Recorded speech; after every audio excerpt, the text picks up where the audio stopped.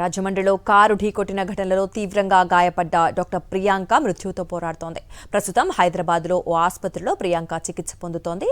మరోవైపు ఈ కేసులో నిందితులు ధన్వంత్ జోసెఫ్లకు న్యాయస్థానం ఈ నెల 21 వరకు రిమాండ్ విధించింది. రాష్ట్ర వ్యాప్తంగా సంచలనం సృష్టించిన వైద్య విద్యార్థిని ప్రియాంక ప్రమాద ఘటనలో వెలుగులోకి వచ్చిన సీసీటీవీ ఫుటేజ్లు కీలకంగా మారాయి. ఫుటేజీలను పరిశీలిస్తే ఇది సాధారణ రోడ్డు ప్రమాదం కాదని, ఉద్దేశపూర్వకంగానే చేసిందేనని స్పష్టమవుతోంది. కారులో వచ్చిన యువకులు స్కూటీని వరుసగా ఉద్దేశపూర్వకంగానే 3 సార్లు ఢీకొట్టినట్లుగా కనిపిస్తోంది. ఇక ఇద్దరు యువకులు ఈ నెల 3వ తేదీ రాత్రి ప్రసాద్ ఆదిత్య మాల్కు సినిమా చూసేందుకు కారులో వచ్చారు. మద్యం మత్తులో ఉన్నట్లు అనుమానించిన మాల్ సిబ్బంది బ్రీత్ ఎనలైజర్తో పరీక్షించగా మద్యం సేవించినట్లు నిర్ధారణ కావడంతో వారిని థియేటర్లోకి అనుమతించలేదు. అనంతరం వారు కారును వేగంగా బయటకు తీసుకెళ్లినట్లుగా ఫుటేజీల్లో నమోదైంది. దీనిపై మరింత సమాచారం రాజమండ్రి నుంచి మా ప్రతినిధి హరీష్ అందిస్తారు. హరీష్, ప్రియాంక ఏదైతే యాక్సిడెంట్ కేసు జరిగిందో అక్కడ చూస్తున్నాం, ఫుటేజ్ ఆధారంగా చూసినట్లయితే కావాలనే వాళ్ళు రిపీటెడ్గా చేసినట్లుగా కనిపిస్తోంది. మరి ప్రస్తుతం అప్డేట్స్ ఏంటి? మరి ఆ ప్రియాంక పరిస్థితి ఎలా ఉంది?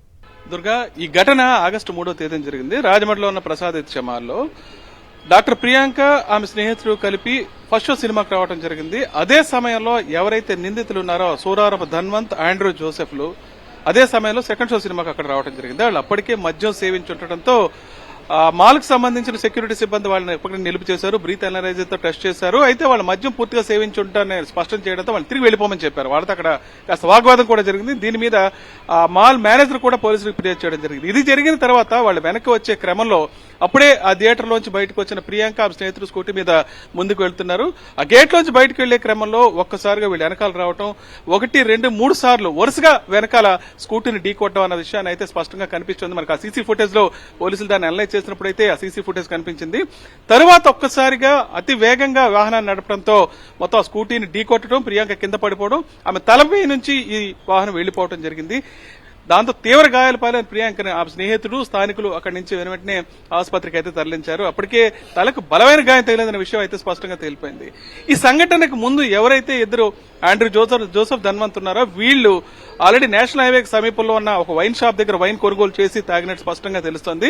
ముఖ్యంగా మద్యం మత్తులో, పూర్తి స్థాయిలో మద్యం మత్తులో ఉండే వాహనాన్ని నడపడం, దాన్ని తీసుకొచ్చి ఒక మహిళా డాక్టర్ ఎవరైతే ఉన్నారో యువ డాక్టర్ ని ఢీకొట్టడం, ఆమె తీవ్ర పరిస్థితి అయితే చాలా దారుణంగా ఉందని చెప్తున్నారు. ఆమె ఇప్పుడు జీవన్మరణ సమస్యలు కొట్టుమిట్టాడుతుంది, చావు బతుకుల మధ్య కొట్టుమిట్టాడుతుంది. మెరుగైన వైద్యం కోసం తీసుకెళ్లారు. మొత్తానికి సంఘటనకు సంబంధించి ప్రధానంగా చెప్పాలి ఇంటెన్షన్. ఈ ఘటన ఆగస్టు 3వ తేదీన జరిగితే ఆగస్టు 6 వరకు వ్యవహారం అయితే పూర్తిగా బయటకు రాలేదు. అసలు బయటకు పూర్తిగా తెలిసి దీనికి సంబంధించిన న్యూస్ కూడా బయటకు వచ్చే పరిస్థితి లేకుండా పోయింది. పోలీసులు ఎఫ్ఐఆర్ ఎప్పుడు కట్టారు, దీంతో పాటు ఇంటెన్షనల్ గా వీళ్ళు చేసినట్టు కట్టారా, కేవలం యాక్సిడెంట్ కేసు కింద కట్టారా అన్న విషయం మీద అయితే దాన్ని యాక్సిడెంట్ కేసు కిందే కట్టారన్న విషయాన్ని పోలీసులు చెప్పడం జరిగింది దీనికి సంబంధించి. అయితే ఇప్పుడు ఆ సీసీటీవీని పరిశీలించిన తరువాత మళ్లీ దాన్ని అమెండ్ చేసి ఎఫ్ఐఆర్ ను ఆల్టర్ చేయడం జరుగుతుందని చెప్తున్నారు. ప్రస్తుతానికైతే వాళ్ళని కోర్టులో సబ్మిట్ చేయడం, నిందితులిద్దరిని 3 రోజుల పాటు ఎందుకు వాళ్ళని అసలు అరెస్ట్ చేయలేదన్న విషయం మీద కూడా చాలా అనుమానాలు వ్యక్తమవుతున్నాయి. ఎందుకంటే సంఘటన జరిగిన స్థలంలో అయితే కారు వెనువెంటనే వాళ్ళకి దొరికింది. కారుతో పాటు నిందితులు ఎందుకు దొరకలేదు, లేదా అదుపులో తీసుకున్నా సరే పోలీసులు ఎందుకు బయటకు చెప్పలేదన్న విషయం కూడా చాలా అనుమానాలు అయితే దీనికి సంబంధించి రేగుతున్నాయి. దీనికి సంబంధించిన నాయకులు కూడా, ప్రతిపక్ష నేతలు కూడా తీవ్ర స్థాయిలో ఆందోళన వ్యక్తం చేస్తున్నారు. ముఖ్యంగా ఏదైతే బాధిత కుటుంబం ఉందో ఖచ్చితంగా న్యాయం జరగాలని డిమాండ్ చేస్తున్నారు. Durga. Right Harish, thanks for the updates. తమ బిడ్డ జీవితాన్ని నాశనం చేసిన నిందితులను కఠినంగా శిక్షించాలని డిమాండ్ చేస్తున్నారు ప్రియాంక తల్లిదండ్రులు. నిందితులపై హత్యాయత్నం కేసు నమోదు చేసి సమగ్ర విచారణ జరపాలని వారు కోరుతున్నారు. దీనిపై మరింత సమాచారం కిమ్స్ హాస్పిటల్ నుంచి మా కరెస్పాండెంట్ రవిచంద్ర అందిస్తారు. రవిచంద్ర, చెప్పండి, మేము కిమ్స్ హాస్పిటల్ దగ్గర ఉన్నారు. సో ప్రస్తుతం ప్రియాంక పరిస్థితి ఎలా ఉంది? కాస్త విషమంగా ఉన్నట్లు వింటున్నాం. అండ్ వాళ్ళ పేరెంట్స్ అవ్వచ్చు, ఫ్యామిలీ మెంబర్స్ కూడా వాళ్ళని కఠినంగా శిక్షించాలంటున్నారు. ఏంటి పరిస్థితి?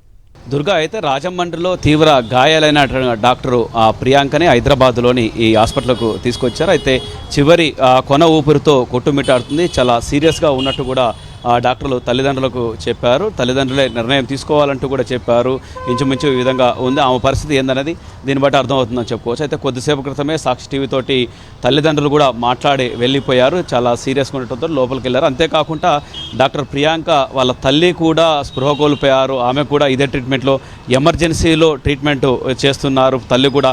ఎందుకంటే ప్రియాంకకు తీవ్ర గాయాలు చూసిన తర్వాత ఆమె అపస్మారక స్థితిలోకి వెళ్ళిపోయిన తర్వాత డాక్టర్ ప్రియాంక చూసినటువంటి ఒక తల్లి ఈమె కూడా ఆ విధంగా అపస్మారక స్థితిలోకి వెళ్ళిపోయింది. ఇప్పుడు ఆ ట్రీట్మెంట్ ఈమె కూడా చేస్తున్నారు. పక్క ఐసీయూలో కూడా అటు కూతురు కావచ్చు ఇటు తల్లికి కావచ్చు ఈ విధంగా ట్రీట్మెంట్ చేస్తున్నారు. అయితే దీని అంతటికీ కారణం కూడా ఆ థియేటర్లకు సంబంధించిన సెక్యూరిటీ సిబ్బంది నిర్లక్ష్యం ఒకటి ఉందంటూ కూడా ముఖ్యంగా చెప్తున్నారు తల్లిదండ్రులు. అంతేకాకుండా పోలీసులు కూడా, ఎందుకంటే బాగా తాగినటువంటి యువకులు ఈ విధంగా డ్రైవింగ్ చేస్తూ ఏ విధంగా రోడ్లపై ఎలా తిరుగుతారంటూ కూడా జూనియర్ డాక్టర్ అంటే ప్రియాంక స్నేహితులు కూడా చెప్తున్నారు.